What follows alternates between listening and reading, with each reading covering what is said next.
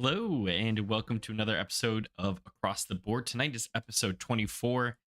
This is one that has been months, feels like, in the making. Uh Really exciting updates to share on the breed barn.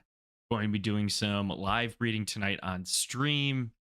Um yeah, just very excited to see where tonight goes. Hope you like it. I'll also be talking about some advanced racing as well. I've had some people DM me over the past week asking for, just a second set of eyes on some of their horses. So I'm going to walk through a little bit of that and how I take a look at kind of advanced, I'll say, race selection for horses.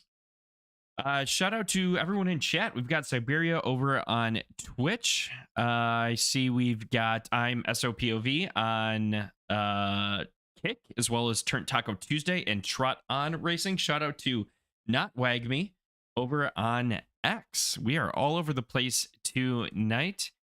And also big shout out to Methodic Monkey for your follow 6 days ago.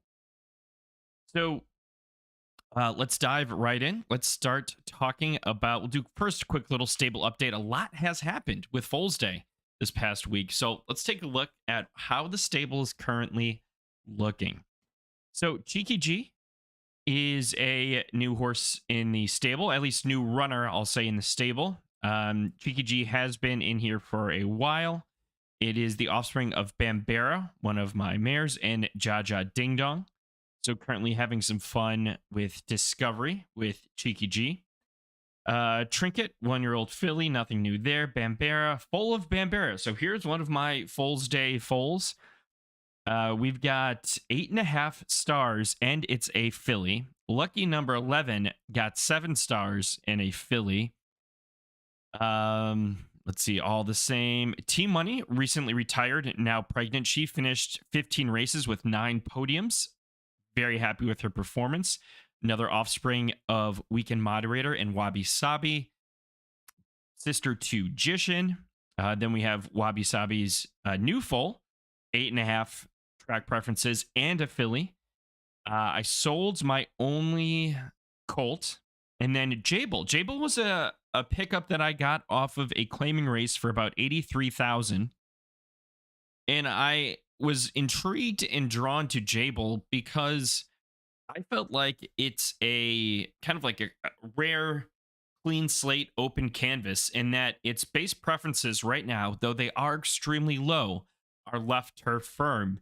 I felt I could go so many different directions with this horse, and I just saw a lot of opportunity here. I was happy enough with kind of the parents, and I know LTF is not very well populated still, so I see a lot of potential. It's a horse that I'm really excited for. And then we've got Reagan Leaf. This will be a first time breed, so I'm super excited to get a little more exposure out on LDF. Take a look at her boosts there. And then finally, Wabi Sabi, the goat, the OG, one of the first 2 horses that I owned, her and Hakanai. So she's actually going to be the horse that we'll be breeding tonight on stream. And speaking of Hakanai, shout out to someone hit Hakanai, and we've got a LTS full of Jordan. We've got a full of Candy Apple. And then we have a breed with Queen Bee of White Cheddar. So shout out Queen Bee. Shout out White Cheddar. Appreciate that. Good luck with the breed. But yeah, we've got some. So that's B plus. That was A minus with a B. All right. So okay with that. I'd like to see that a little higher. And we'll look at Jordan. And that's an A minus with a B minus, and ended up being a B plus. So that's kind of interesting. This has some C plus stats. So excited to see where that horse goes. I think that'll be an interesting one. Full of Jordan, HHR Genetics, big shout out there. So that's kind of where things are at in terms of my stable. The population grew, and I usually try and sell off a colt or two. I sold off one at kind of floor just for to keep my stable going through the season, and uh, I wasn't expecting to get all these fillies. So good problem to have. Good problem to have. But yeah, the stable is growing exponentially. Got 14 horses right now. Um, and we'll breed one of them a little later tonight. Four Clovers over on Kick says, great bloodline, though. You can do anything. I know. I'm really, really excited. I went LTF this season, but we're going to see what's going to happen after that. You know, anything could change. All right. So just talking about just kind of a little update, and then we'll get into some of these fun tool updates and talking about some advanced horse performance and kind of really identifying on a deeper level some ideal track preferences. So let me just pull this up quick. Look at Jishin over the past, we'll go 2 weeks. Again, just click calendar, drop down. Today's the 20th. So go to the 6th. I guess we should do the 13th. But Jishin has not been running hot because he's been running off preference. I haven't found a lot on preference for him. And you can see here that he is still hitting podium 40% of the time. 5 races in the past week, but not profitable at all. You can see his speed is still good. Fleet figures have suffered. But look at these fast, good, 1 soft, but 3 good tracks, 1 fast has not been necessarily great for him. You can see right now his profit has really fallen off a cliff. That's okay. And be a little more selective with my races. Now that I have a second runner, I'm going to take more of a plug Cheeky G in here, more of kind of a chance on races with Cheeky G, and then go to being more stable with Jishin and work on just kind of rebuilding some of that bankroll. So we got 1 race, 11 furlongs, not horrible, 5th out of 12. I'm testing some new kind of metrics for finding distance preference, and that was one of my methods. The next race is going to kind of be, it's not perfect in terms of what I would look for, but if we go, let's view him in PFL. Oh, come on now. There we go. You can see that I entered him in the eggnog jog. And so this eggnog jog is actually a part of the, I believe, part of the Christmas event with JG Web 3. So if you don't follow him, I'm going to throw it in all of the chats. Drop him a follow. He puts on some excellent spaces in photo finish. I've known him for a long time across multiple games. Amazing guy. I've been on his show before. He and I talk a good amount. Absolutely can't say enough great things about him. So definitely give him a follow. Let me just drop these everywhere quick. So if you're not following him already, check that out. Big Time A says, what tool is that again? I only just bought my first horse last week. Good question, Big Time A. So this tool is called Horsepower. It is the homepage of my website, mjinformatics.com. I just dropped that over in chat for you on Kick. Appreciate that. So this eggnog jog, it is a free entry race. So I view this as free discovery. These races are coming up tomorrow. So if you have a juvenile horse, you're looking for some discovery, check out eggnog jog. Look for other free races that are out there, because there's no better way to discover than free race. And this is an allowance. So that's something, or a race type, a race condition that I'm going to be investigating a lot. So really, really look for some of these free races that are out there. Four Clovers says, welcome, congrats on the horse purchase. You're in the right place. Thank you, Four Clovers. Appreciate that. Trot On says, Goat Tool. Appreciate you. Big Time A says, oh, it's yours. Just completed my first race today, so can actually use it. Came in second. Congratulations. That's awesome. Congrats on that. That's got to feel good. Let me know, what's the name of the horse, track preference, why did you pick it? Let's get a little horse bio in chat. Would love to hear that from you.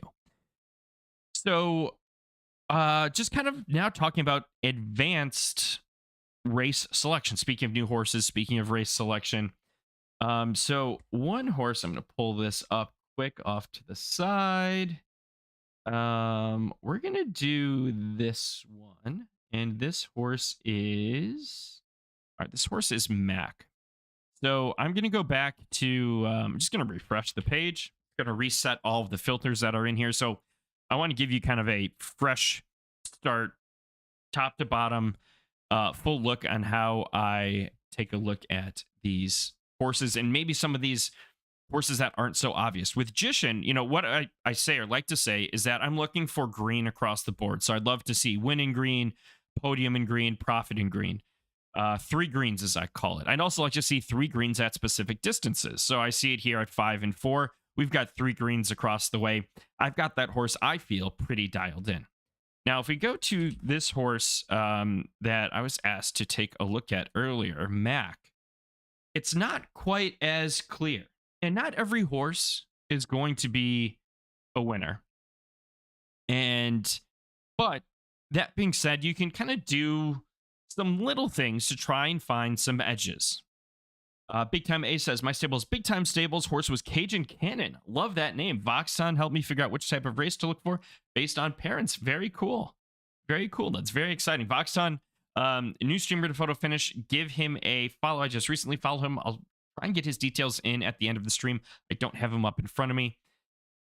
So going back to this evaluation, this horse isn't super clear in terms of what we should be looking for because we see reds now. Reds up top. We've got some greens sprinkled in here, but a lot of reds in the finish position and a lot of reds in the profit. And for those of you that are new, finish position is a metric that I came up with that looks at the percentage of the place of where your horse finishes. So explaining that out, I have it up here. So these percentages are meant to help smooth out outlier performances in races with small groups of horses. A percent of 10% in a 10-horse race means that you finish first. 1 out of 10 is 10%. So if I have a, 50% finish position in a 10-horse race, that means I finished 5th. And here are the corresponding finish positions for the fleet figures within each race. And use those to kind of identify, are you moving up? Are you moving back? Help a little bit possibly with distance preference and performance. So when I look at this horse, I don't see anything that's really jumping out at me too much here. So the first thing that I'm going to do is I'm going to my grade filter. I'm going to see that this horse is an A grade, and I'm going to uncheck all, and I'm going to check A so we can get some alignment here on this. And that's going to give me a much better representation of the horse's performance on the speed and fleet figure chart down below. I'm going to leave distance for now. This horse has low preferences on right dirt soft, so I might not touch that yet. The next thing I want to do is I want to filter out injuries. Injuries. I have that set to true. We want to set that to false. The reason I want to do that is, one, again, it's going to kind of clean up these speed and fleet figure chart down below, but also there could be some races if a horse was injured where you would not want that data in there. It could skew things for you. Close time, it's automatically set to be the last 60 days. Reason why I do that is that the racing ecosystem changes as horses come and go, retired, foals grow up. So I think it's really important to have a current sample set that we're looking at and not necessarily everything. Season, it's default checked to the last few seasons. So now I'm going to take a look, and I'm still seeing reds. We're at 10% win, 20% place in show. I'm not seeing a lot of races up here in these shorter distances. Looks like everything is 8 through 12, at least in these past 60 days. So, and this performance here looks a little kind of the same across. I see there's a left turning dirt in here. So I might switch, and that looks okay. It's not much higher. You want finish percent to be low. This is kind of flat-ish here. Yes, this goes up. So the next thing I'm going to do is I'm going to go up to event type, and I'm going to get rid of maiden races and maiden claiming races. Because if you win a maiden, uh, you can't do that again. So I don't feel that's a great race to look at consistently over and over again. And then get rid of claiming. I think that can skew things a little bit. And then we're going to get rid of claiming in general, along with the maiden claiming. Again, just trying to clean up some of the data around this horse. So we went from 30 races there, just from the claiming alone, down to 28. And that also got rid of that left turning race as well. So now we can start to see, well, these speed numbers aren't great. And one thing that I look for is, the red dot, that's your horse, above where it kind of goes from light gray to dark gray, at that line or above, ideally even higher. I look for that in both places. So I see that in like 10, 11, 12 here. And it's not great over here, but it's not horrible. So now let's start to look at, well, this right turning turf is much higher, even though it's one race, than the rest of these. So let's get rid of that. Let's go to track preference. Let's deselect these. And we will do right dirt soft, and we'll do right dirt yielding. Wait for this to load up. All right, now we're down to 26 races. And now we see that these fleet figures have shot up over here significantly. And we see that 11 and 12 here, these also start to go up. So now, and we're starting to see more green in position as well as in finish. Profit still isn't great, but our win and win place show or podium rates are climbing slightly. So I can see yielding is the highest here, which is not good. So I may factor those out. So let's take out yielding. Go from 26 races with a 12% win, 23% podium, down to 18 races with a 17% win and 33% podium. So we've got soft and sloppy. That's, if you mouse over, you can see it. That'll be at 64%. And that'll be at 53. So it's not a huge, huge decline or difference there. But we've got something going on. And the other thing that stands out right now is we have a race that is, or distance that is profitable. If we look at 12 furlongs here, we see at 7 races, there's a 29% win rate and a 43% podium rate. And it's profitable. So when we first looked at this horse, this wasn't visible. And now it is. Now it's showing for us. Got a quick question in chat from Big Time Big A. Yielding statistically means the track was neutral, so third stat basically negated. In theory, that's what that means. It's more of kind of neutrally balanced, and it could favor a horse like this with a lower, condition. But that's not always the case, and that's why I have all these filters on here, so you can really drill down into that and check this out. Got a question from Not Wag Me over on X. What is this app? Not Wag Me. This is MJ Informatics. This is called Horsepower. This is my personal website. It is completely free to use. Mo Knows in the house, ladies and gentlemen, over on Twitch. Out on mobile, tuning in. While I can appreciate you, Mo, absolutely give Mo a follow. He is a legend in the space. One of my very good friends within Photo Finish community. Appreciate you, Mo. So, again, kind of advanced. When we first started looking at this, we did not see any distance that looked good. But once we start peeling through these layers, we matched grade. We adjusted our racetrack type. We adjusted our event type. We removed injuries. And now we have all conditions within here. It's only 2. It's soft and sloppy. So now if I continue to kind of look at this and filter it, I want to really just focus on, let's take a look at 12 furlongs, because that's what was profitable for this horse. So this distance slider up here, it's a slider. It's kind of hidden because I'm so zoomed in. But all you have to do is click in the box if you can't see the slider. Change that from a 4 to a 12. And what that's going to do is remove the data from all of those other races, peel all of that back. And what do you know? the speed, we are right kind of near the middle. If you mouse over the side, you can see the median 33,911, 33,820. So we're almost there. And then our fleet figure is higher. So at these 7 races, wow, this stakes race that's in here did not seem to go well for this horse. So if we filter out the stakes race, we go to event type, unclick stakes. We now have 6 races, which isn't a great sample size, but we go from 29 and 43 win in podium to 33 and 50. Profit shoots up. And so my recommendation for this horse, Mac, that I gave this person is that they should focus right now on 12 furlong, right, dirt, soft and sloppy track. So looking at 80 to 100% rain chance. And focus on allowance and handicap races. And you can see here, fleet figure improved slightly. And there's the profit for the horse. Now, does this guarantee that this horse is going to continue down this trend? Not necessarily.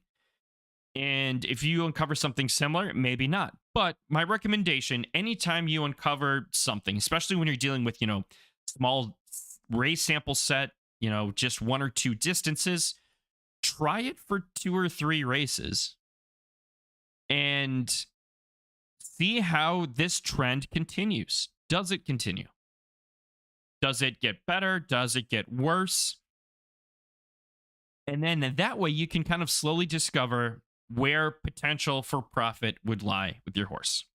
So this is kind of my 101 on advanced race selection using my tools when it's not so obvious up front. So we're able to filter this down in just a matter of minutes to a 33% win rate off of 6 races and 50% podium rate. That is profitable. But when we first looked at this horse, I'm going to refresh everything here and we'll go back to Mac.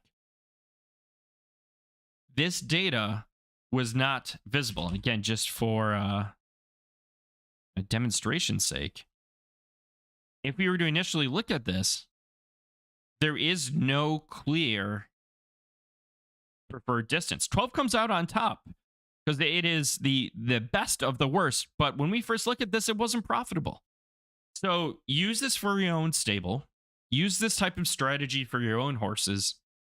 But also, if you see something out on the market, if you're looking at Horse Hub, you're looking at the Claiming Corral, peel back these different layers, take a look, and you might uncover something that maybe you could work with if it fits within your goals, within your budgets, and photo finish.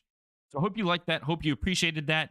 It's a much deeper dive, and this is kind of how I approach horse analysis when I get these DMs. Hey, can I have a second set of eyes? Hey, I'm unsure what to do. Hey, I just got into the game. This is exactly my approach and what I do. Not every horse will have these opportunities, at least not visible right away. And I'm working on some strategies, some processes that I will present later once I kind of get those more dialed in to try and get you to a spot where you can dial in a horse faster. But that's still a work in progress. Once that's out, though, I will definitely be sharing that with the community. So, we all grow together. The faster we grow, the more fun we have, the better we enjoy photo finish. The next thing I want to talk about tonight is the breed barn. And there have been a lot of updates. And we saw one here. I didn't really talk about it on horsepower. But for those of you that don't know, this is Breed Barn. If you go to Photo Finish Live, it is right here in the nav, Breed Barn. Breed Barn is the kind of vision for Breed Barn is to help you make smarter breeding decisions. It includes a stud barn. It includes some analysis. However, this analysis was recently revamped. So I'm very excited to show this to you. Update number 1 before we scroll down, and I might be covering it. Is my head in the way? It is. So I will scroll up. So oh no, it's right over my shoulder here. And we'll zoom out a little bit. We'll do one more. But now injuries are listed in the breed barn.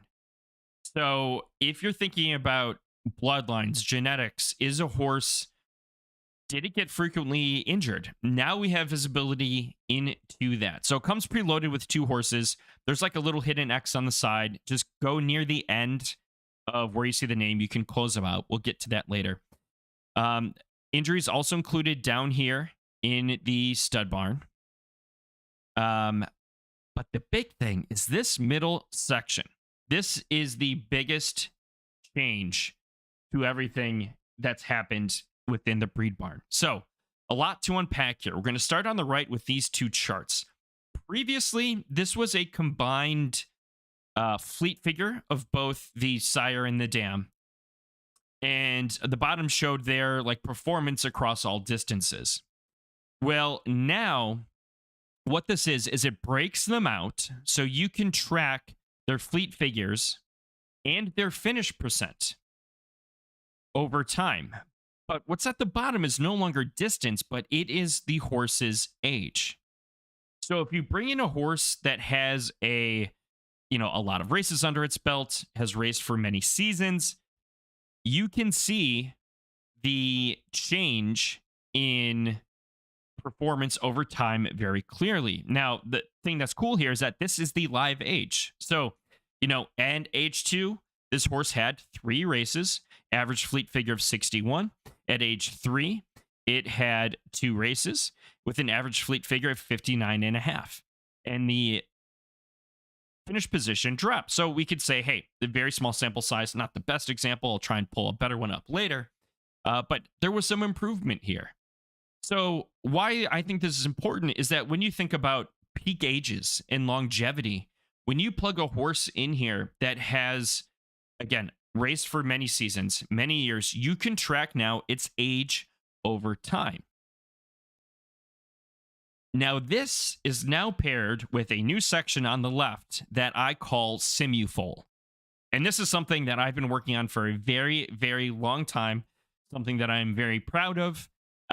But that being said, this is still in its early stages.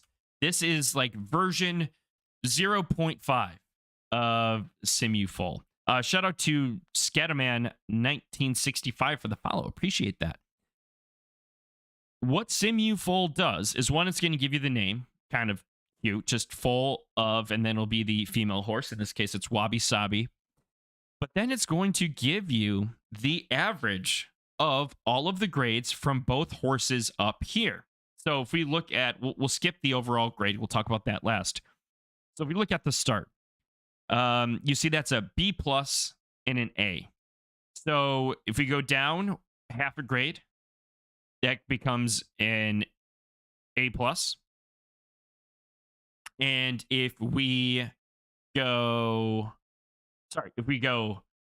down half a grade from that A, it goes to A minus. And then if we go up in between those two, it goes to A minus. We go to start down here, A minus. And you can see that for speed, A plus, A minus, the middle of that is A. It will also show you where it's in between, where it's an A or an A minus. So we see that split there. It will also then take all of these calculations for start, speed, stamina, finish, heart, and temper, bundles those all together, gets the average of those to give you the average of, to give you the overall grade of the horse, the expected overall grade. Now, is this perfect? No. Is this guaranteed? No. This is simply the average. We know there are many outliers here, but it's helpful in giving you a rough idea. Same thing applies to its track preferences. So we can see now direction 3, surface 2.5, and condition 3 matches these values up here. They both have identical track preferences, and that's passed in down here. Now, the thing that I think is really cool and really exciting is down below, which is the injury risk analysis with total parent injuries. This does not factor in whole bloodline. We're just looking at parents here. Again, this is an early version of this. So we see here that it says injury risk analysis with total parent injuries. We see no risk present, and there are 0 total parent injuries. So again, if I'm factoring in peak age over on the right, looking at these charts, if I'm looking at, and if I don't have many, years of racing here, it's not going to be super beneficial.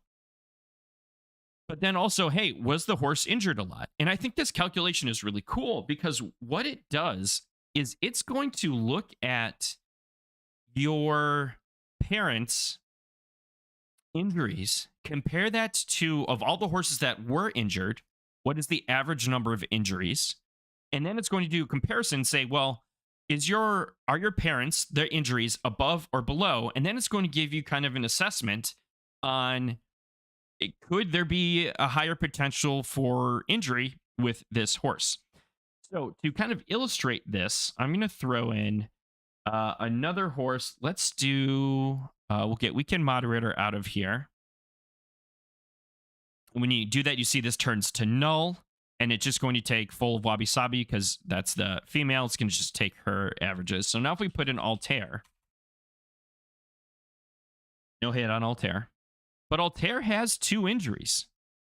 And here you can kind of see the, again, that over time, 2, 3, 4, 5, 6. Not many races when it was 6, but did really well at 4. We see now the SimuFoals upgraded, and it's going to give you the fractions of a number. So a 225, the average of that could be a 3. Sorry, a 2.5. It could be a 2. It could be something totally different. We're in between a 1.5 and a 3 there. But you'll notice now the injury risk analysis went from, hey, no injuries present, to this horse is at risk because this horse, the parents have had more injuries combined than the average of the population of horses who were injured. So I think that's kind of cool. And it's kind of just a teaser into some of the capabilities and additional features that will be coming to the breed barn. So now I'm going to go ahead and we got a question in chat. Can you use this to look at a foal's parents and see what the likely preferences will be for your foal as you try to figure out its best race length, etc.? So I don't use it for that. There's no real like distance preference here. I'm working on something to help with that a little bit, but that being said, parents' distance preference is not necessarily directly passed down to its offspring. I had something like that in there before. That's why I took that out. I felt it could be a little misleading, and I've always said this tool will evolve and grow over time. So if you go back to my stable, great question though, big time, big A. And we go down. I have 1 horse left to breed. That is my girl, Wabi Sabi. Love her. She's made some amazing horses. St. Lucia, okay, 17 out of 43. Trinket hasn't raced. Wasabi, 1 race so far. Jishin, that's 41 podiums out of 55 races. And T-Money, we talked about earlier, 9 out of 14. And then her most recent foal that I bred this season, who I'm probably the most excited about because this foal will be the cornerstone of a new breeding theory that I will be sharing if it turns out to be true at a later date. So Wabi's available for breeding. So I'm going to go back to the breed barn. I'm going to clear out Altair, and I'm going to go down now to the stud barn. And Wabi's an LTS. She's a B+. So I'm going to take a look here. We'll go, I'll take a look at LTS. And in terms of grade, I would like to, so I've hit a lot of my breeding strategies, except for, like going up. So I'm going to I'll look at, anything that's S, I'll look at A+, I'll even look at A if there's anything that I get super excited about. Excuse me. So this will just be live filtering now. All of the matching horses for these filters. I don't have 500,000 Derby to breed right now, so we're going to cut that down. We'll cut that down to 12,000. Something a little bit more manageable for me. Now, some other kind of stats that I've talked about are matches and GAC. That's the grade above count or counter. So what that does is, if we were to look at Wabi Sabi, her grade is a B plus. I see here that she has a B plus in start, so that's not above her average grade. Speed is up. That's a count of 1. It doesn't count the difference, just how many are there above or below. Stamina is above and finish is above. So that is a GAC of 3. If I look at another horse, if I were to look at, let's say, Hakanai is an A minus.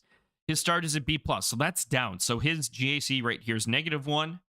Then it goes to 0 because his speed is above. And then it goes to 1 because his stamina is above. So just a quick breakdown on GAC. So if we go now to go back to Wabi, just so we can have her up for reference. And back to the breed barn and these breed barn filters. All right, so I've narrowed down my grade, my track preference, my breeding price. I now want to look at my just kind of track boost. So I'm just going to go 2. I'll get back to GAC later. And again, it's going to live filter this down. So minimum 2, 2. Condition, what's her condition is 3. I'll drop this down to 1.5. Just because I've been seeing more races at those not necessarily super soft preferences at LTS. So I'm willing to kind of go down just from what I've been seeing in terms of race selection. GAC, I've shared some charts on Twitter. I've talked about this on stream before, in that there's a correlation between podium rates and GAC. That doesn't guarantee anything.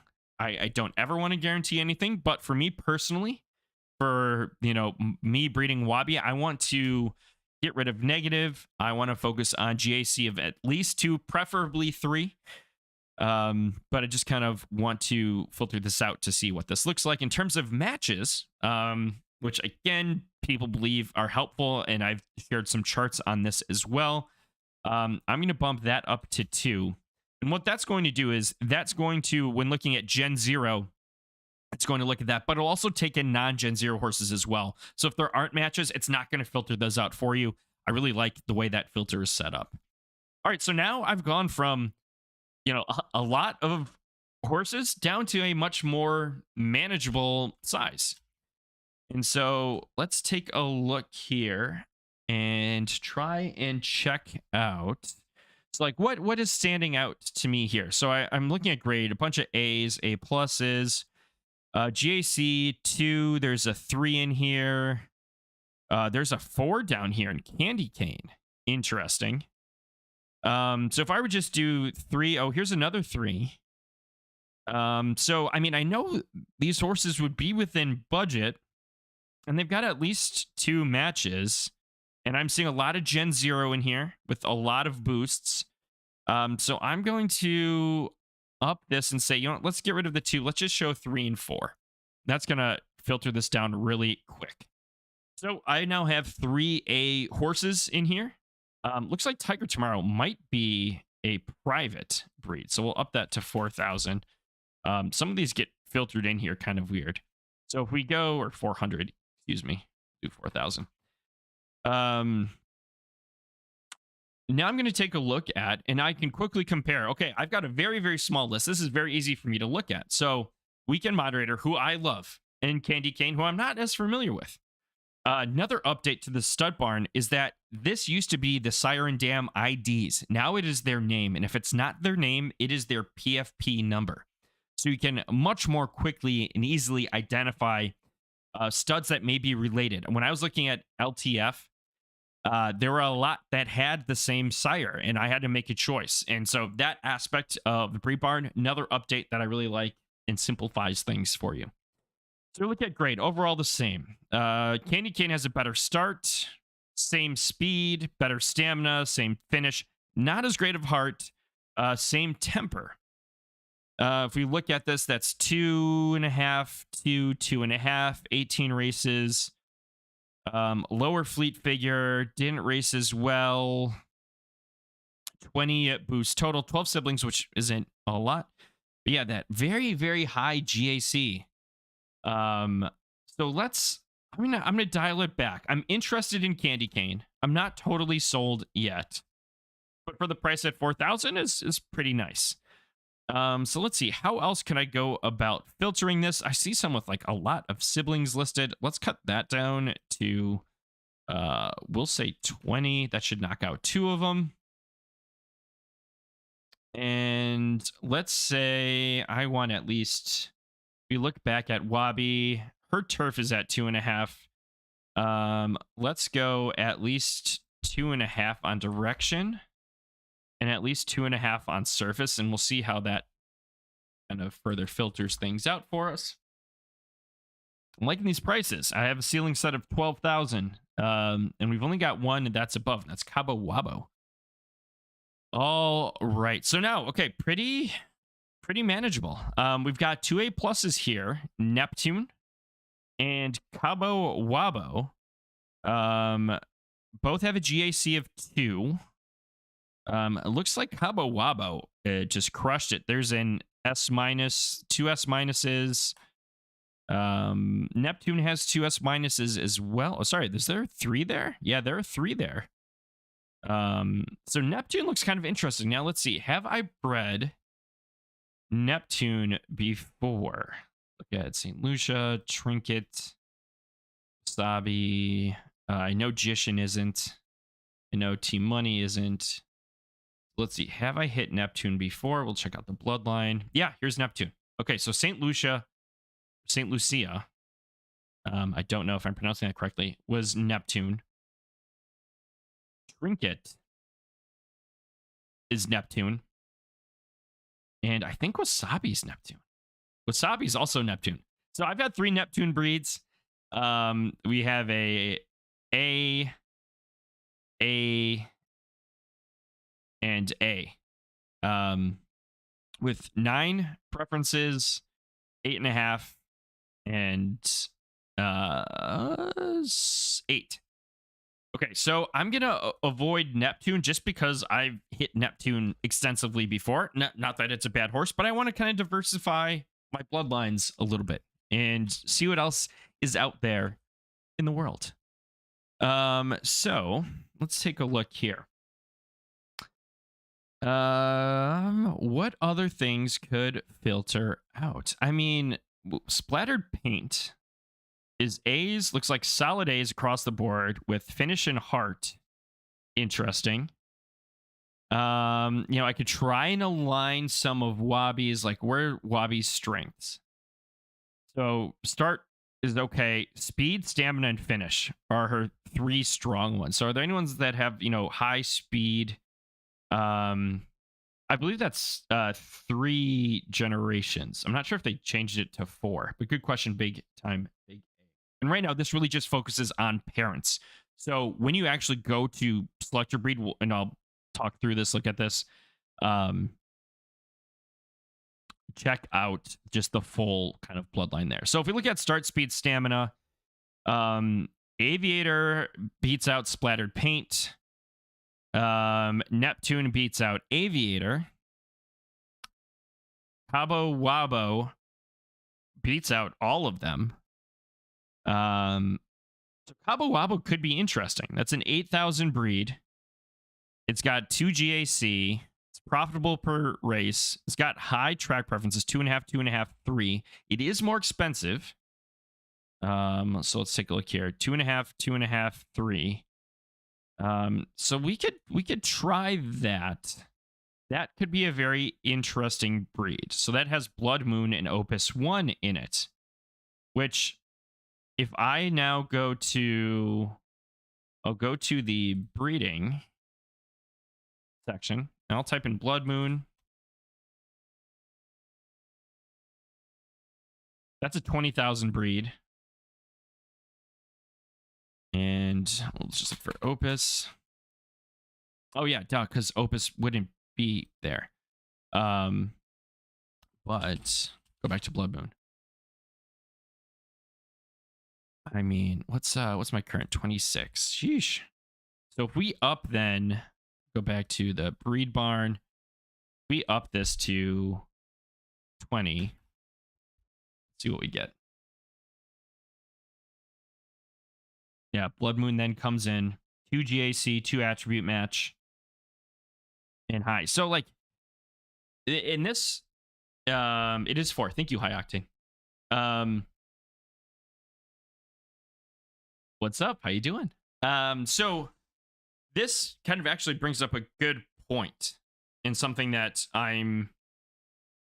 it kind of defines part of my breeding strategy. Blood Moon down here, S minus, S's and S minuses across the board. But with Wabi being a B plus, for me to, and this could be totally wrong. I could be totally wrong here. But for me to breed into that already feels, in my opinion, like a bit of a waste. Like I would like to incrementally work up to that. And then once I approach, get an A plus, maybe the next generation, I would go into Blood Moon. So because of that, I'm going to eliminate Cabo Wabo. I'm going to eliminate Blood Moon. And so the easiest way for me to do that is just to drop this back down to 4,000.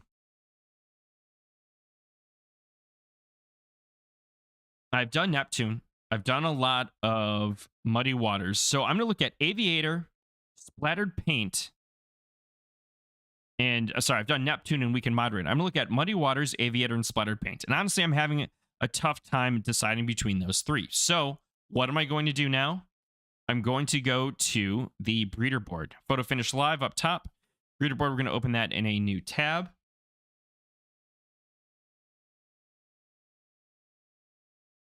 Wait for this to pop in. I'm going to change the sire track preference to LTS.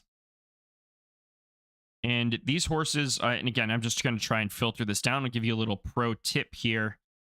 These are all A horses. So I'm going to go with sire grade is going to be A. And then I'm going to go down. Drag that out. I'm going to go all the way down here to this bottom left. And you can see this is a much more kind of workable list than all of the studs. Or sires, I should say. So Aviator was on there. And then we have... Who else? It was that's the jog. Here we go. Muddy Waters, Aviator, and Splattered Paint.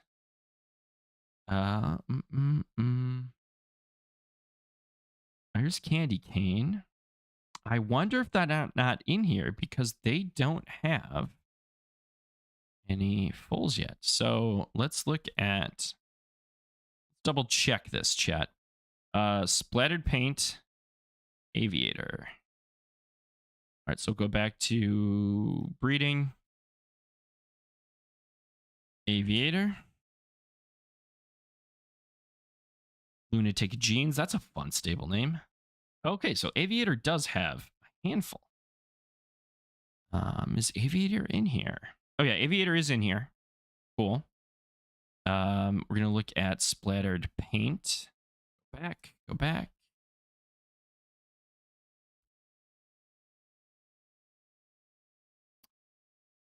Ten Hag Heights. Yeah, no offspring. And then if we take a look at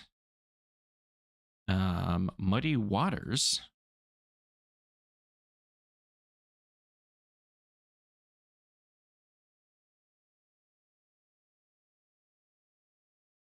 From Hog Heaven. Yeah, no offspring. So this could be, depending on how you think about this and what you're looking at, like the choice becomes, do I go with something that's established? Aviator has 7 offspring, 43% filly. Average sire grade improvement went down, but that just could be because of the breeds. The average grade improvement actually went up, which is a good thing. Total races and 11.37% win rate, which isn't bad. That's not horrible. And if you mouse over it, you'll see this little pop up. So if you lose kind of going across your horse's name, that'll show for you. But if we look up top, here's Aviator right here. So if we just click Aviator, hit keep only, And you'll see now all of the different horses. So here's an A, B plus. That was my horse. Ended up being an A minus. So again, kind of going, that makes sense. That's about in the middle. 36 races, 13, 50% podium rate. Like, that's a strong performance from Crystal. So do I go Aviator or do I try something new? Speed, stamina, finish, where Wabi's kind of big preferences there. So if I look at speed, stamina, finish, Aviator might be the play then for me. 4,000. It's got some racing data behind it. So I'm going to go up here. I'm going to type in Aviator.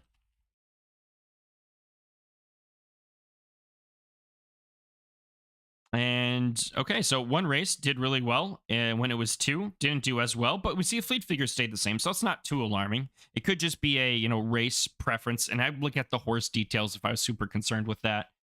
But we can see, okay, AA minus is the expected grade on average. Start would be an A minus, AA minus, AA minus. And then yeah, about 2.5, 2. Okay, so the other thing would be those track preferences. So 2.5, 3, stronger for splattered paint. And if we look at muddy, 2.5, 2.5, 2.5. So splattered paint's going to have the highest track preferences for us. Let's go back to splattered paint. And this is kind of what I'm talking about, chat. Take a look at this. So as you see, the fleet figures go down, which they did kind of dramatically for Gen 0. But you see 71 to 57 at age 8. So this horse ran for a while. Age 7, not so great, but 4, 5, 6 were pretty similar. 3 was good, and it definitely improved here. So I'm seeing potentially, in theory, again, not promising, some longevity out of splattered paint. I see no risk of injury with a long racing history. It had a really high fleet figure for an A horse. There are no other horses that have bred with it. We'll have a 5 GAC. I think splattered paint is going to be my breed, chat. Something new. Let's start a new line right here on stream. So if we go back to breeding, splattered, and select your mare, select Wabi, confirm. And so you can see kind of the comparison of the attributes. You can see the win, play, show, career injuries, career earnings. You see there's no commonality between sire and dam. You look at grandsire, you look at great grand, nothing there because these are both Gen 0 horses. So I'm going to go ahead and smash these two ponies together and confirm breed. There we go. Easy as that. So finally, all of my horses are now bred, ready to go for the next season. I'm excited for splattered paint. Again, just going back at this horse. Let's see, how many, does it show how many studs are left? I hit the first one. So I will have the first splattered paint breed. And again, depending on your bankroll, your breeding strategy, your stable setup, this could look very, very different. I'm going off of what worked for me. But the key takeaway here is the process of it all and how I worked through that and how you can work through that yourself. Again, peeling back layers, whether we're looking at racing, whether we're looking at breeding. Got a 2 comments in chat. Big time, big A. Why jump up incrementally when it's only $100 more to produce a higher grade horse that theoretically is more valuable? Is it because it would be a higher grade but weaker horse at that grade? Not necessarily. Big time, big A. There's a lot that could go into that. I believe in kind of building out a strong base with my breeds, and again, I want to have those as you breed up. I want to try to avoid the one of ones, and also try to keep the available breeds available to me as wide as possible. So I've talked about this on my last stream of, breeding vertically, going from a B plus to an S minus with the breed, and breeding kind of horizontally of like, how wide is my breeding pool? Am I breeding with a one of one that could potentially limit me down the line? If I breed with Cabo Wabo, I can't breed with Blood Moon for a while. And maybe I want to go directly into Blood Moon later. So that's why I didn't choose that. So I'm trying to keep my bloodlines as open as possible while injecting as much quality in the base. I'm not saying it's the only right way. I'm not saying it's the best way, but that's just my strategy in how I do it. And what I look for. I shared some charts. A lot of people who bred up for the sake of just kind of breeding up, when they didn't factor in things like matches, GAC, and just kind of attribute boosts, all of that, there was a big drop off in podium rates. Now, when you factor that out and you look at, 20 boosts of each horse, that becomes much more normalized, and that drop off basically goes away. So by building out slowly, incrementally, I'm keeping those high grade horses up because we still have a lot of seasons left, especially with Gen 0. And it also keeps me kind of widely available. So I can be a lot more nimble with my selections and my choices later on.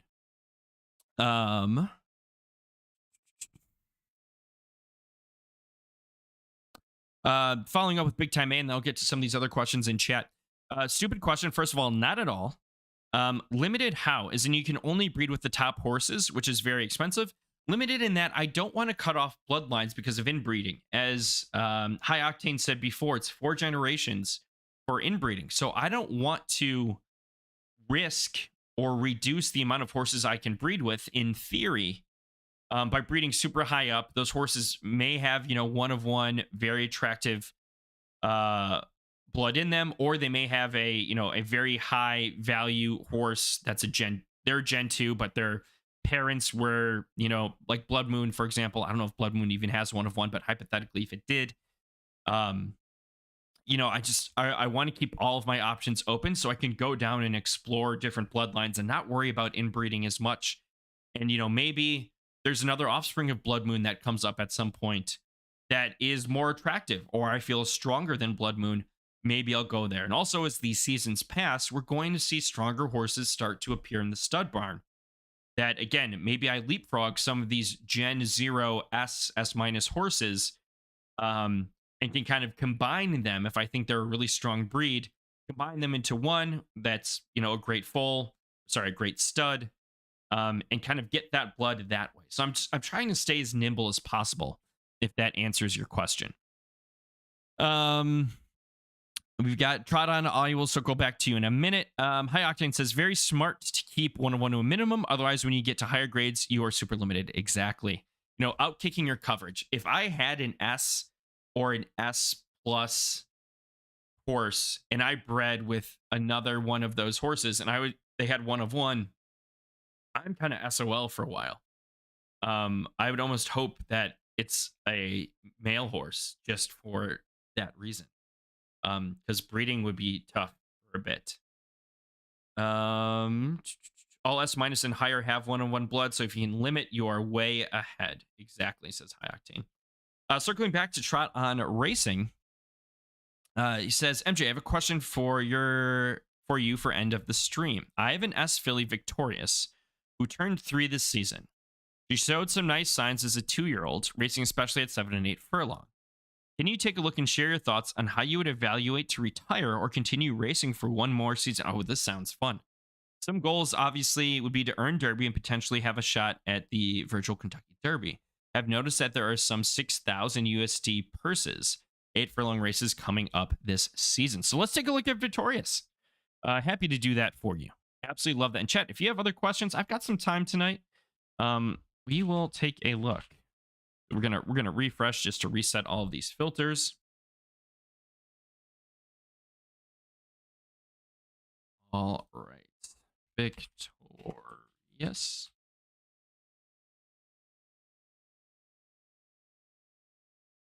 We're in. All right. So you see, you've raced at a bunch of different distances. Again, I'm looking for 3 greens. We're looking at all race track types conditions over the last 30 days. All right. So we see low win place show 38, profit is 124. That is wild over the last 60 days. Most of that coming from 8 and also 7. Minimal profit, 1 race there at 4. That's not bad at 4. That was a huge race, a 30 horse race. So what I'm gonna do now is I'm going to see. Okay, so she's S, she's LDF, she's strong direction, surface, weak condition. So I'm gonna just go to grade first, and I'm gonna approach this if this was my horse.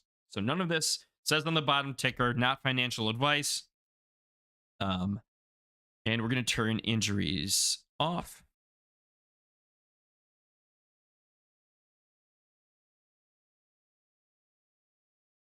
So we scroll down here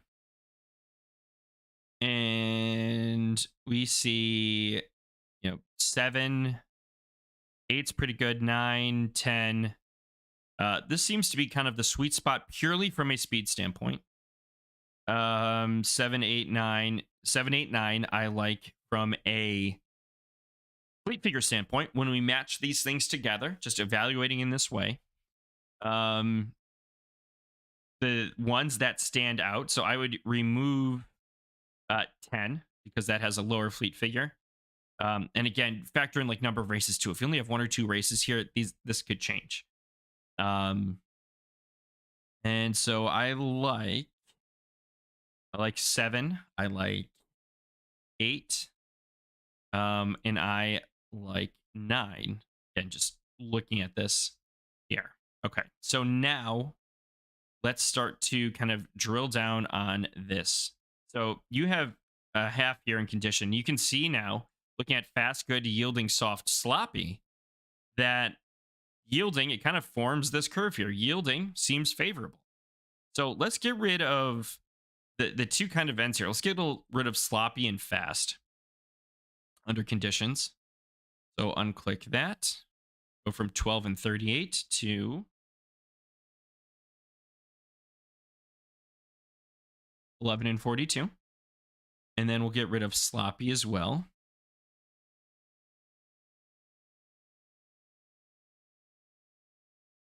11 and 42 goes to 14 and 36. All right. So let's see. I didn't like you've got 4, 5, 6. Let's get rid of those. We're gonna up that distance to 7. Again, I'm taking out the noise in doing this. And then 12 isn't there, so let's 11 and 12 aren't there. I didn't love 10. So we'll just go to 9.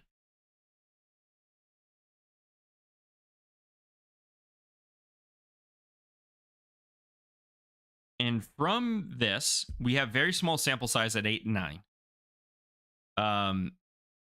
You had huge profit at 7. With 17 win, 50% podium. You can see here now your balls are looking great. Balls looking nice at 8. Would be curious to kind of see more there. Let's dial in this race type a little bit. So, I want to see where this money came from. This is the Lightning Dash LDF on good that you won. So soft isn't looking as good. Good and yielding seem to be your best. And you're in LDF, which kind of makes sense that you would lean more on that good side. All right, so let's get rid of soft, just for grins.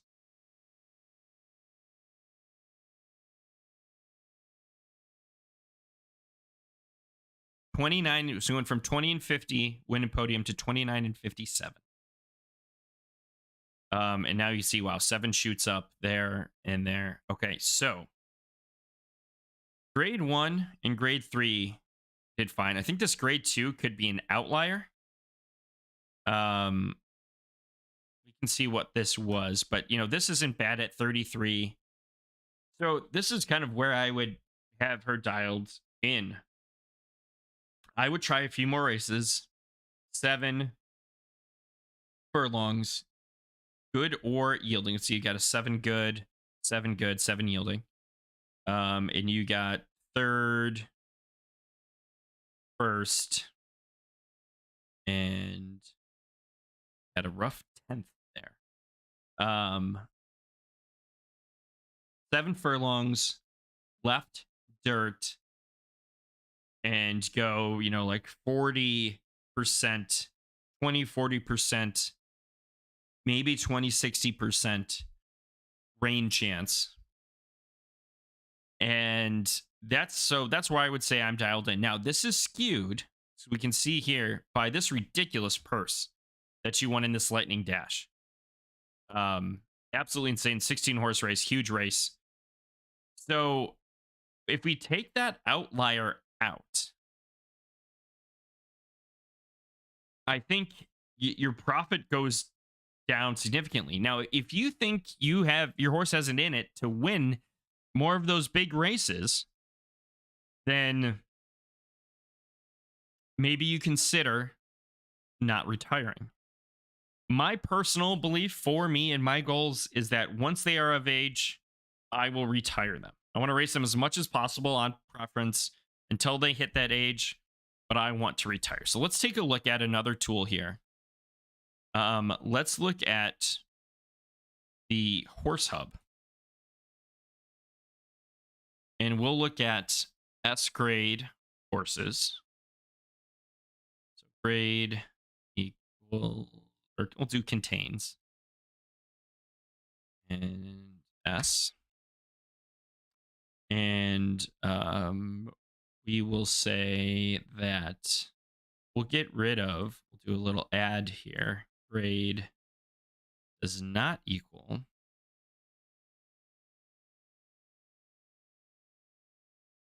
not S minus. And we're going to go to preference. This is the Horse Hub. This looks at the horse marketplace. Equals, that was LDF. Yeah, LDF. Glad to hear that. Big time Big A says he's a big data guy. Website is making me happy. And so now we have all S or S plus LDF horses, and we're going to sort by price. We'll do this just for the sake of, like, gender equals male. So the lowest grade S LDF horse right now is 125,000 Derby. In your in your season of racing, if we go back to here, from your dialed in performance, you've made 64, with one of those being a big race. So with the current price of S horses for male, go to female. I mean, S plus is 200,000. It's at 2 million. That's 2 million. If we go to female, sorry, that might have been female we're looking at, is 375 is the floor. Then that jumps up to 800. Yeah, it's 125 for male. So for me personally, I would not financial advice, I would retire and breed, just because right now with the current state of the game, which could change at any time, that I feel that there's more money to be made breeding this horse, and I would start planning out bloodlines. That's my take. That is my take. But appreciate you asking, Trot. Got another comment from Big Time Big A. Only if you have time, could you take a quick glance at my stable? I'm only a week into the game, but bought 3 horses. Any opinions on those appreciated Big Time stables? Yeah, no problem, Trot. Of course, you're an OG. Happy to. Let's see if we can go Big Time stables. All right, so if we go to stats, stables, Big Time. Big Time stables. All right, here we go. So, oh, nice. You've got an S minus Philly. Very cool. You got Cajun Cannon and Liberty Bee. I might have looked at buying Liberty Bee. Liberty Bee, for some reason, comes to mind for me for some reason. Prob Glue, love the name for your trainer. So let's take a look at the ladies first. We'll save Full of My Maria for last. Let's take a look at Liberty Bee. Age 2. So congrats on that. Let's look at the bloodline here. So 2.5 right, 2 turf, 1.5 firm. You've got Born to Run, which is an S minus, and you've got Cynthia, who is an A. So you've got Mo, help me find her. Just named her yesterday. Awesome, love that. Mo's great. Mo is awesome. You've got some great racing performance from both of these. Small sample size for Cynthia. But I think that's pretty cool. Let's take a look at the boost profile here. 3, 6, 9, 10, 11, 12, 13, 14. So that's 15.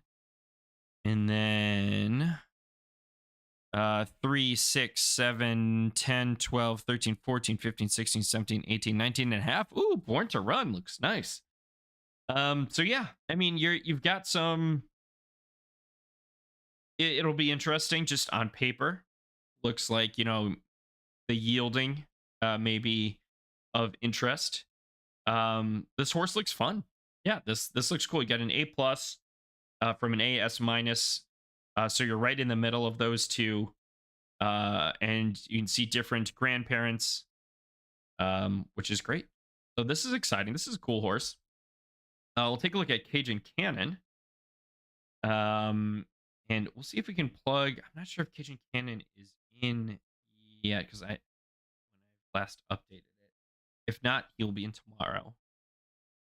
But even if you don't have a lot of races, this is how I'd kind of take a look at a horse in here. We'll do Cajun Cannon.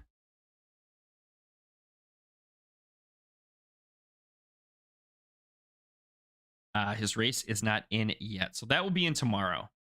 But if we take a look at, that's a race I have coming up with Cheeky G. Go back to where's Cajun Cannon?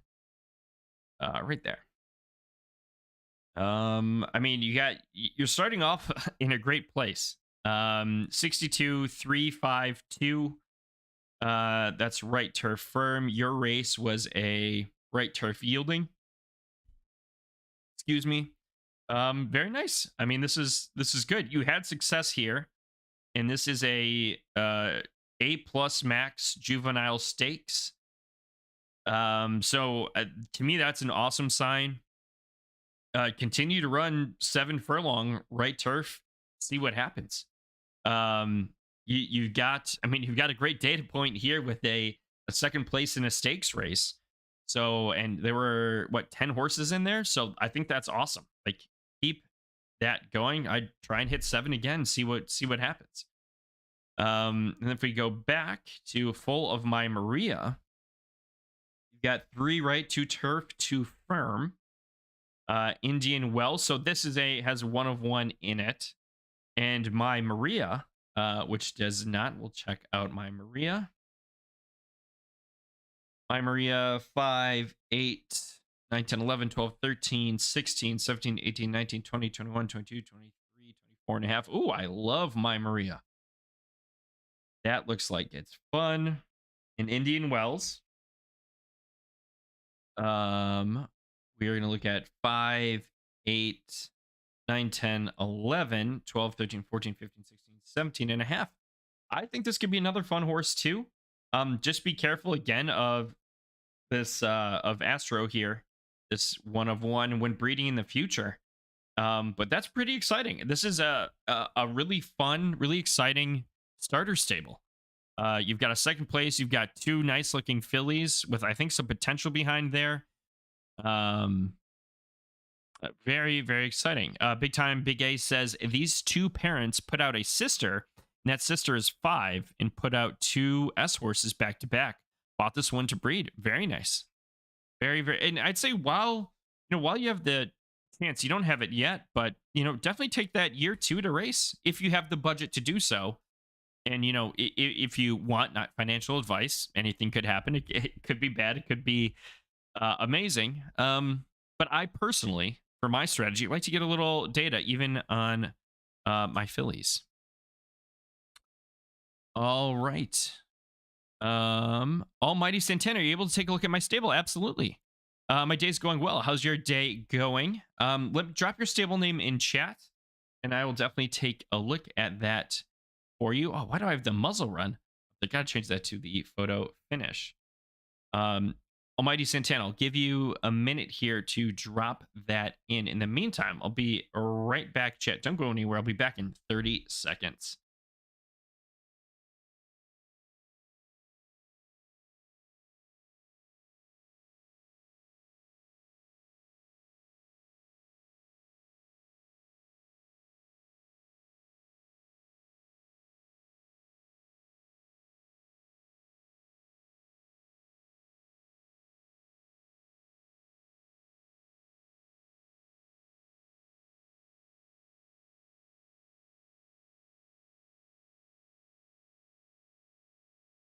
All right, I am back. Got a question from King Console. Love that name. Watching this, I'm worried I didn't do so great buying my first 2 horses, both filly foals. If you want, drop them in chat. I'll take a look. And when I look at these horses and evaluate, and I look at things like GAC and matches, and I'm counting up, the boosts, they're definitely going to be outliers. So I wouldn't be excuse me, I wouldn't be too crushed. And the beauty about fillies is that you can work up and you can build bloodlines. So this by no means is this over. You've got opportunity there with the fillies. Almighty Santana says stables called We the Almighty. I will take a look at that.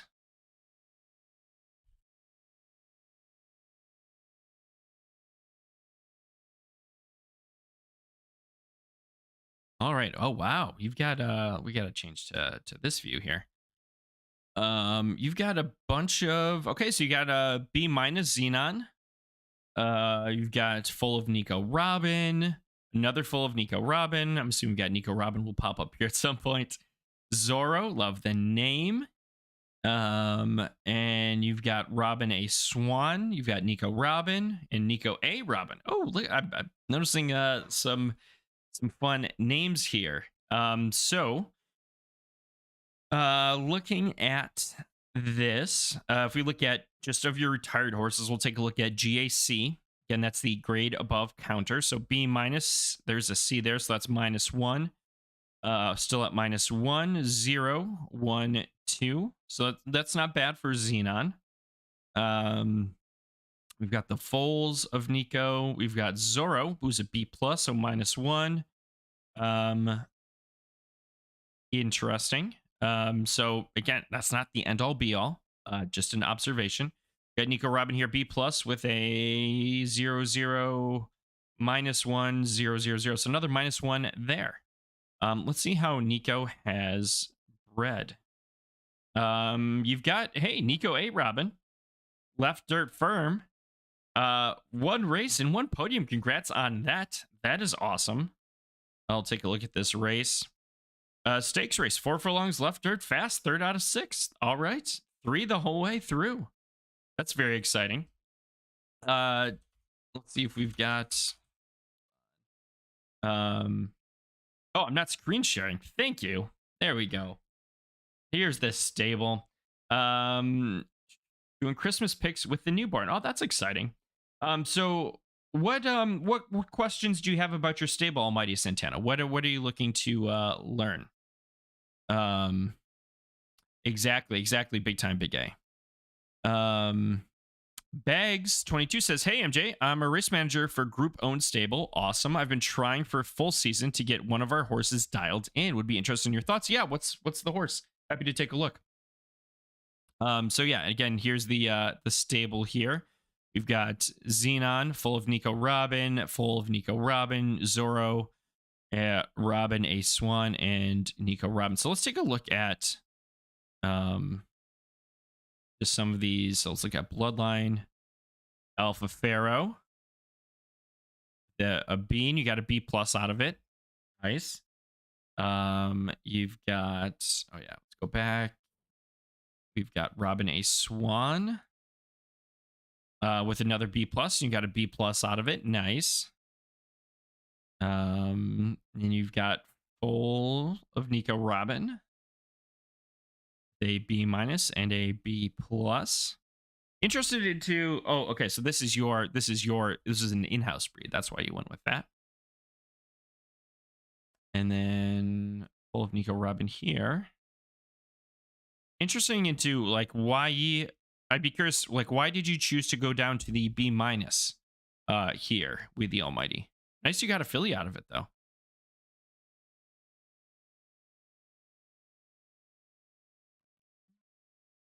Goals to breed up to an A, then eventually an S.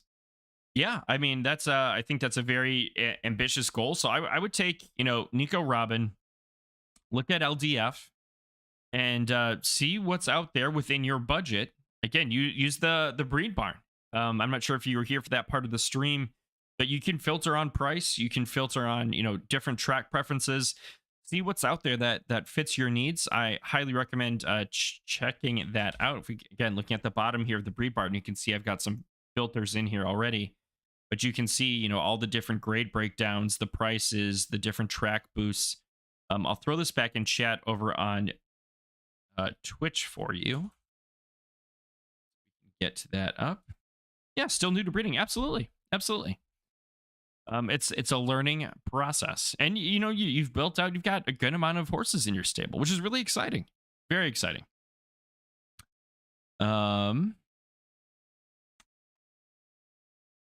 We've got King Console says, "Is that a bad thing? Just can't breed with another." Correct. You can't match any match, and the theory that when you go super high up in grade, there are a lot of those horses have one of one, so it really limits the pool that you can breed with. Bags22 says Alec Baldwin is the horse. What a funny name. Alec Bald space win.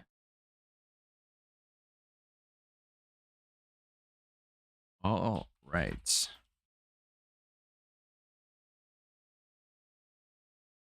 With the same one of one. It's the same goes, even if it's not a one of one, you don't want to breed with the same because that would be inbreeding, and they've kind of made the penalties for that harsher. All right, so Alec Baldwin is here. It's an A plus horse. We're gonna cut off all of that. We're gonna select A plus. First thing we do. Yeah, no problem, King Console. And we will take a look. Okay, so we're kind of mid-range, slightly higher in these middle distances. And I'm seeing if we kind of correlate the 6 and 7. Everything was right turning turf. You are a right turf horse, so perfect there.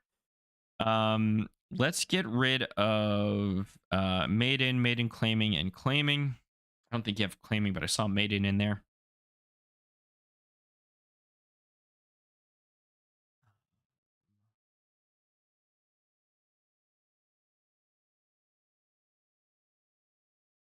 And let's look at your track preferences. So you're soft with 1 on condition.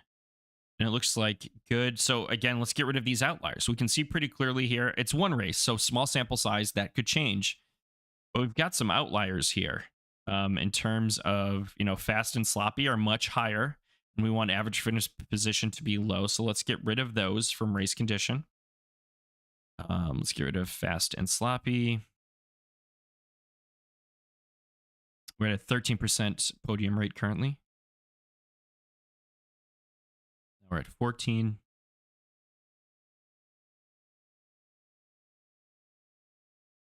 We're at 15. So again, looking at these are all pretty similar. Seems to favor soft. Your RTS, you've got one there. That's 52, 69, 65. So that's almost a 10% difference. If you're in a 10 horse race, I mean, that's a whole horse of a difference. And you are racing in very large fields, as we can see here. So just for grins, I'm going to remove those two.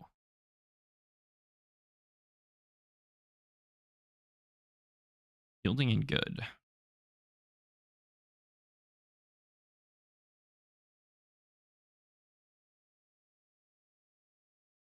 And now we're up to a 20% podium rate. So we remove claimers, we remove maiden. Now it becomes kind of, where are these podiums coming from? And it looks like we've got something at 7 and 6. If we look down here at 7, we've got incredible speed.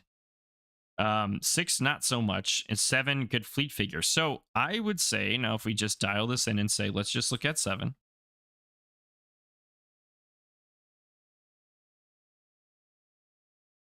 That goes to 29.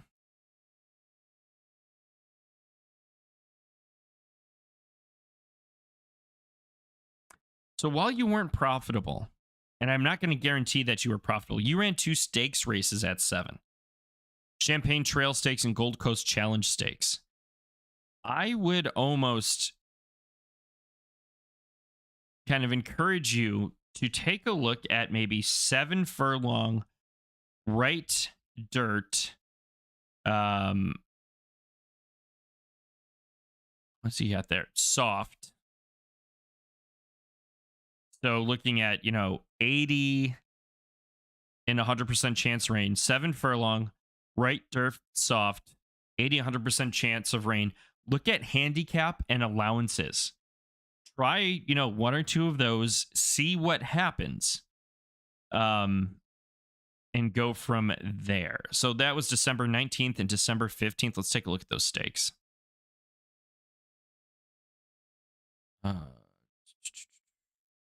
December 15th. Yeah, here's the 19th. That's an A+ max. You were an A+. Now it's an A+ max as well. So yeah, I would 7 handicap allowance. Right. I've got too many tabs open now. Right turf soft. See what happens there.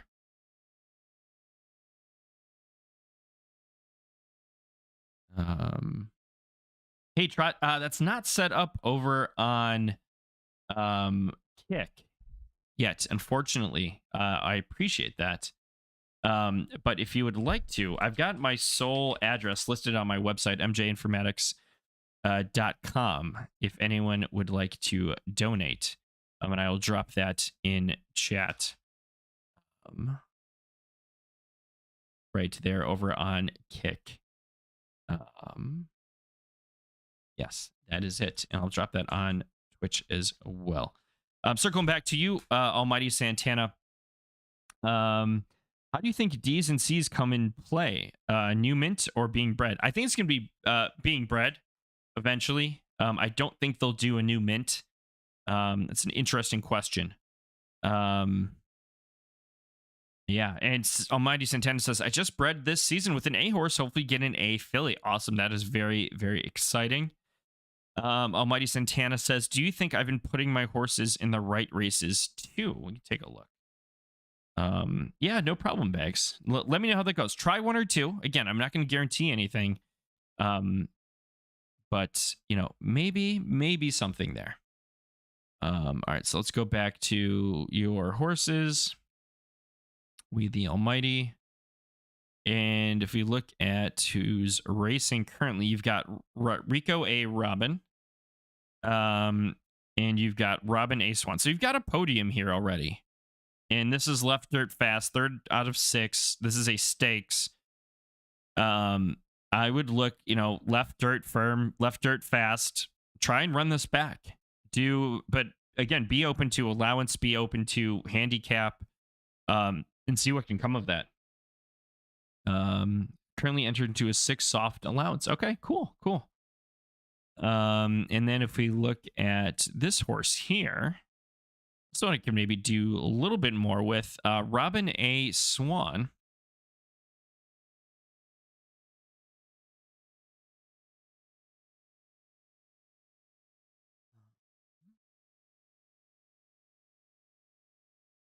I could type. There we go.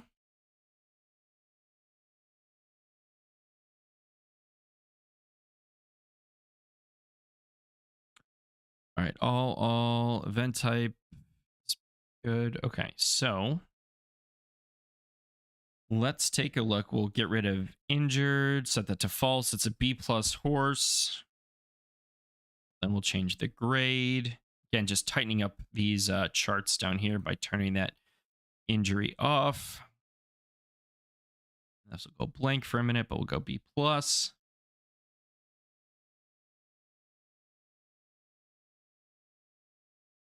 And we see handicap stakes and allowance. Very similar performance across all of those. Looks like fast was at 48, 67, 60. And you are LDF. So yeah, maybe focus on I mean, good and fast yielding. Okay, I mean this is looks like pretty good selection to me. You've got 7 races at 7 furlongs, and you've got greens across the board. 86% podium rate and 14% win rate. So let's dial this into 7, see what those races looked like.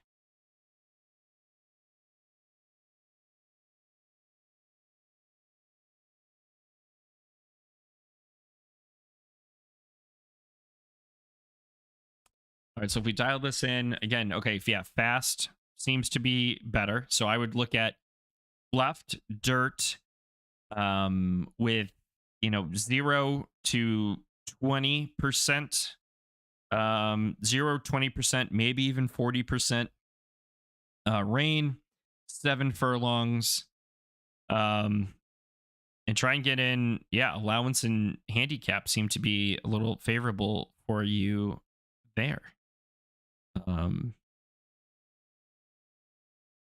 Yeah, with allowance being kind of the big one there, but yeah, 7 furlong, left dirt, focus on fast tracks. That's where I'd go with this horse. Again, not financial advice. I'm not going to guarantee any performance, but that's just kind of my thoughts there. King Console says, thoughts on the foals in Gamalion stables. Are they good starters to build a strong stable around with their offspring? Going the breeding route to start, but we'll get a racing colt stallion soon. The stream is amazing. I'm learning so much that I had no clue about. That makes me really happy. Fib has said it before, but edutainment is kind of my niche. That is my goal. So hope you enjoy it. Hope people learn something about it, whether you're new or experienced.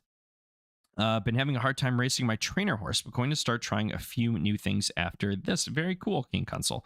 All right, so let's look at your stable.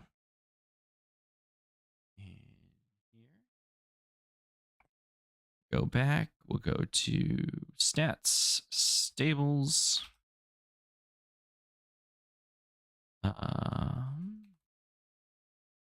There we go.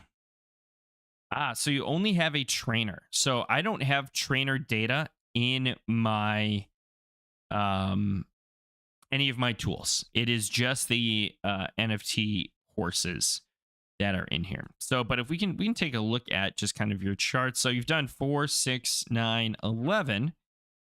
Missed podium. We look at finished position. Okay, so that's 5. So I mean, this front half seems lower than the back half here. If we look at the speed, this is a LDS horse. So we'll change this to left dirt. And okay, I mean, those speeds are kind of high. So I would just continue because this is a trainer. To no worries, no worries. Oh, let me see if you have. If we go back to your stable activity. Yeah, listed horse. You're talking about these here. We can pull these up. Blistering heat.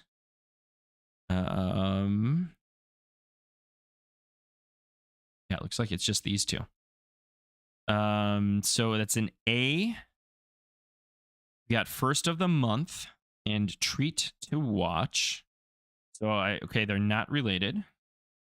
We'll just look at GAC 5, 7, 9, 10, 11, 12, 13, 14, 15, 16, 17, 18, 19, 20, 21, 21 and a half. That looks nice. And first of the month is, I didn't even look at GAC 3, 6, 8, 9, 10, 11, 12, 13, 14, 15, 16, 17, 18, 19, 20, 21. That looks nice too. And that's got a 1, 2, 1, 2, 3 GAC there. And you've got a 1 GAC there. I mean, this horse looks interesting. For sure. I again, I can't speak for certain. We don't have the genes of everything, locked down. But definitely looks like a interesting horse. And then we've got Blistering Heat here. So we do have a 1 of 1 here. With Whippet and Blistering Heat. So you end up B and an S, you got an A. GAC, we're looking at 1, 2, 1, and we're looking at 1, 2, so 0. Look at Whippet here. 4, 7, 10, 11, 12, 13, 14, 15, 16, 17 and a half. Not bad. Blistering Heat. 4, 7, 10, 11, 12, 13, 14, 15, 16, 17, 18, 19. Not bad there. So, like, on paper, maybe a little tough just because the GAC is low, but that's not a guarantee. I mean, I think these could be 2 fun horses to start a stable out of, for sure. It's hard because, again, we don't really have genes locked down yet, and I think that's a good thing.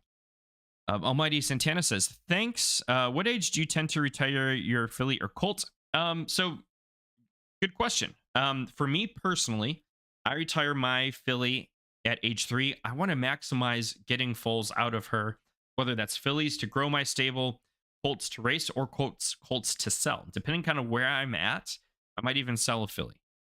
I like to try and hold on to my fillies personally. Colt depends.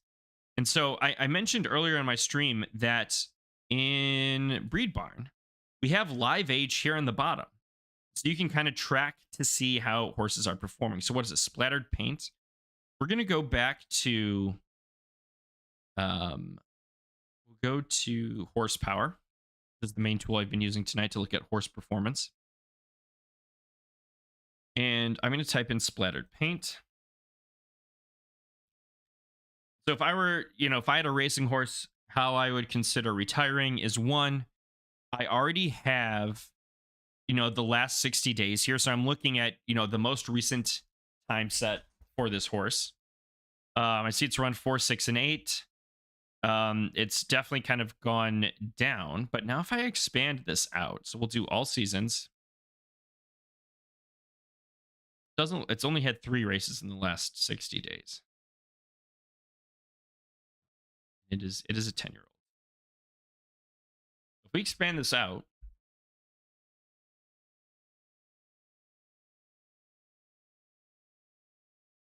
and we can now see, if we go down here, this is live age down here as well. And so what this is doing is this is tracking your profit by age. I'm probably in the way of this, aren't I? Oh, good. My head just fits perfectly under that profit.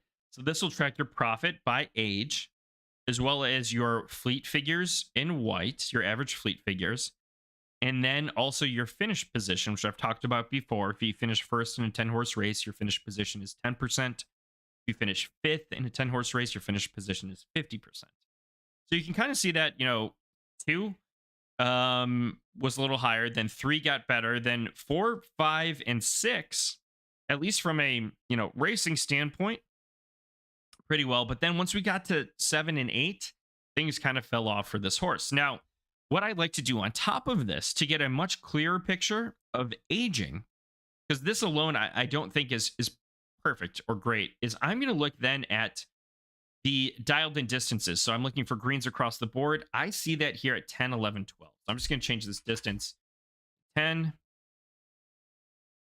Just look at the profitable distances. And you can see now that, from age 2 through 4, kind of the same. Actually, it had some improvement here and kind of a bounce back. I'll get rid of claiming and maiden. We'll get those out of there. Maiden, claiming, maiden, claiming.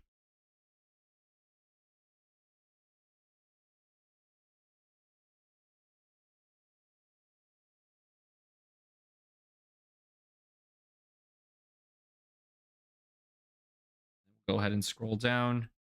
And so you can see that, we had high profit with this high fleet figure. Looks like it was raced kind of off preference as well. So what is this? 2.5 on soft. Fast, you only saw. Okay, well, maybe not. But you can kind of see again how these finish percents across these distances have maintained and done pretty well despite fleet figures going down, and it's still maintained profit. So if I were the owner of this horse, I would have just run 10, 11, 12 over and over and over again. Just because this performance has been good. Now, if I see if age 5 and 6 here all of a sudden showed the decrease in fleet figure, an increase in the finish percent, and decreases in profit, then I would say, okay, maybe it's time to consider retirement. But really, I think this live age, it was another kind of stealth drop that I did, but is really important when you think about horse longevity and horse retirement. It's a great question there, Almighty Santana. Almighty Santana says, "Yeah, plan on holding my fillies. Been lucky getting girls each season." I know that's huge. That's such a rush. I love Foals Day. Gotta love it. I thought the same for fillies. Race for two. Yeah, race for the second season, then retire. Yeah, and some people don't. Some people may like to race more. That's up to them. There's nothing wrong with that.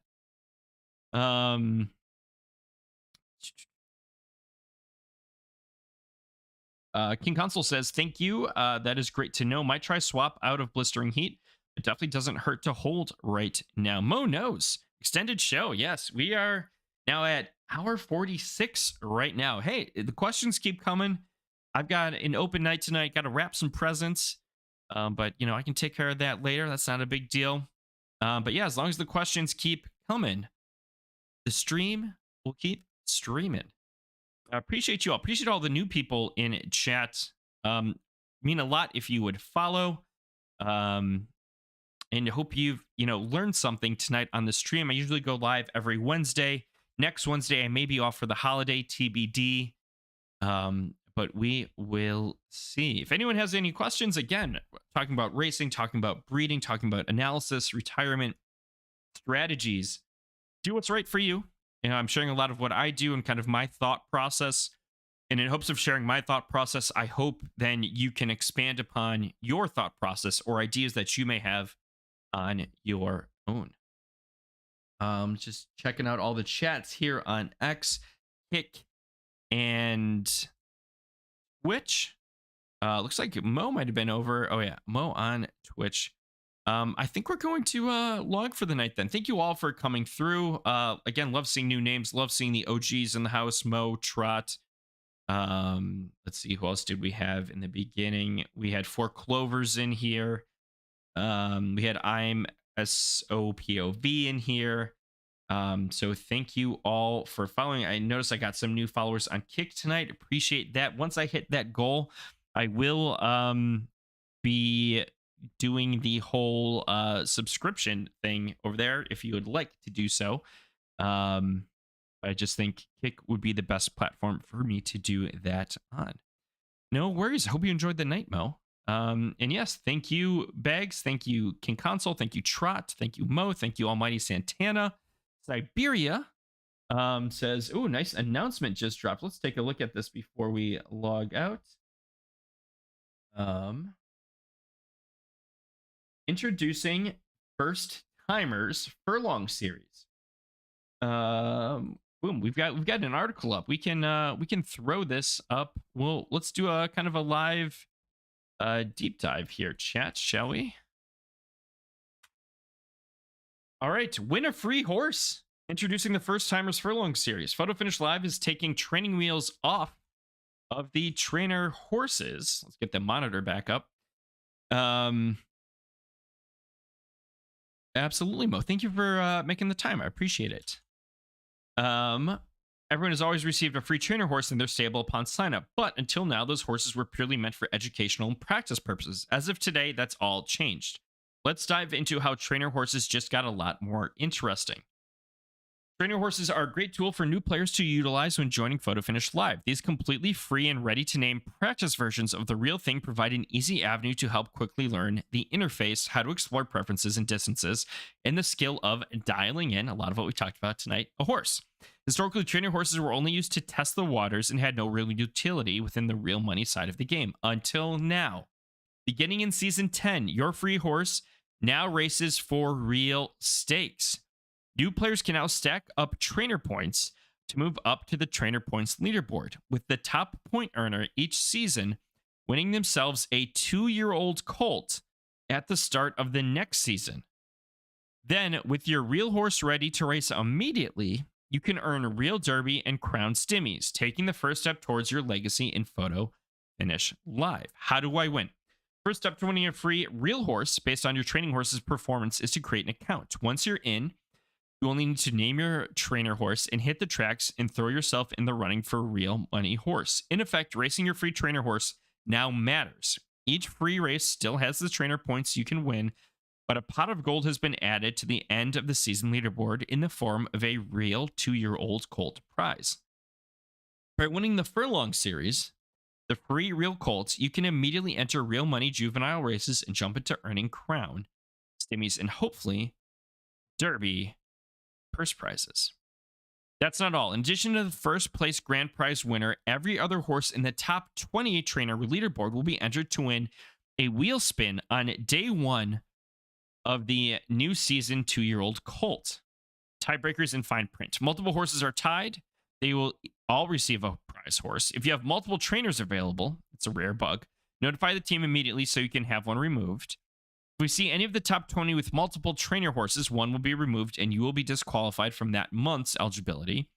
KYC must be filled out to be eligible to win a horse. You can own a horse and still run in the series, though we do ask veterans of the game to help keep this intended as onboarding for newer and smaller stables. Any attempt to stack, coordinate an outcome of a free race is strictly forbidden. Suppose a trainer horse wins a horse, it will subsequently retired, so it can't win again. The replacement trainer will be sent. Note, players can now swap trainer horses. If your trainer horse is retired or you want to swap them for a different horse, you can now do so. That's pretty cool. Wrap up. The activation trainer horse utility is just another piece of the puzzle for what is programmed to be monumental year Photo Finish, with marketing partnership and sponsor outreach ramping up. Providing many accessible entry points into the game will be paramount goal in the new year. Let's see those trainer horses in action. So if we go to my stable, we look at my boy Timmy Trainer, who is retired. And I can remove him and I can swap him. So I'm going to swap him. I'm not going to try and enter. I don't want to take anything away from a new owner, but boom. So he now becomes, I guess who's retired. We're going to swap. And if we go down, unnamed trainer, LDS Colts, age 2. Look at that. Pretty cool stuff. Love that from Photo Finish. Easy, seamless. Very, very nice. Very, very nice. So yeah, if you are a new stable, which a lot of you were tonight, check this out. If you need to, swap out your horse if it's retired and try and get yourself to the top of that leaderboard. This is very, very exciting. Wish you all the best of luck. Thank you all for tuning in. Appreciate you all. And I will see you, if not next week, probably the week after. Thank you for another episode of Across the Board. And I will see you